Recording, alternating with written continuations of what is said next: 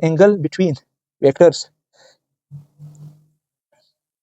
i plus j and j plus k is, दो vectors दिए गए हैं, एक वेक्टर है i प्लस j वेक्टर और एक वेक्टर b है j प्लस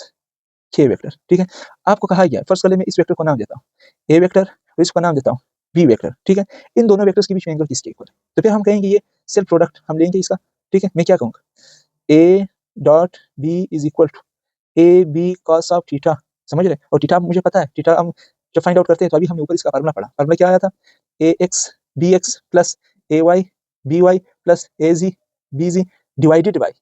ए और बी का मैग्नीट्यूड, बात समझ रहे। तो पहले मैं आपको एंगल फाइंड आउट करने के लिए सबसे पहले कॉस इनवर्स लिख देता हूँ। यहाँ पर आप मुझे बताओ ए एक्स, ए का मैग्नीट्यूड क्या है, एक्स का मैग्नीट्यूड क्या है, एक्स आई यूनिट वेक्टर के लिए उसका मैग्नीट्यूड तो 1 है, मैं यहाँ पर 1 लिख देता हूँ मल्टीप्लाई बाई, बताओ बी एक्स का मैग्नीट्यूड क्या है, बी एक्स 1 नहीं है बच्चे, क्योंकि बी एक्स दिया ही नहीं गया, क्योंकि वो आपके पास जे है, जे तो इसलिए यहाँ पर जब दिया है तो 0 होगा। अब ए वाई जे दिया गया है, इसका मैग्नीट्यूड फिर से 1 होगा,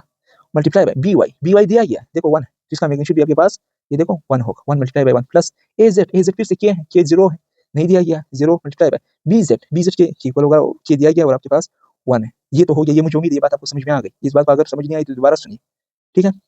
और आप मुझे ये बताओ ए का ए वेक्टर है उसका मैग्नीट्यूड कैसे निकालते थे और बी वेक्टर का मैग्नीट्यूड कैसे निकालते, ए वेक्टर का मैग्नीट्यूड निकालने के लिए हम क्या कहते हैं, ए x square plus A Y square plus A ji square, ये कहते थे ना, और बी का मैग्नीट्यूड निकालने के लिए क्या कहते थे, B X square plus B Y square plus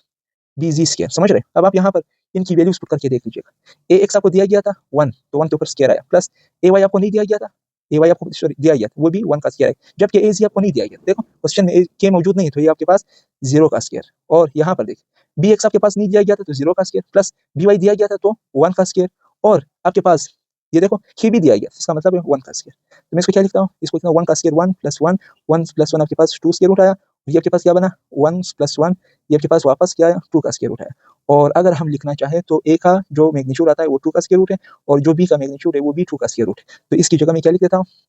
ए और बी, तो इसकी जगह मैं क्या लिख देता हूँ 2 का स्क्वायर रूट, और इसकी जगह भी मल्टीप्लाई बाय 2 का स्क्वायर। अब आप इसको सॉल्व करें, 1 ये 0 आया,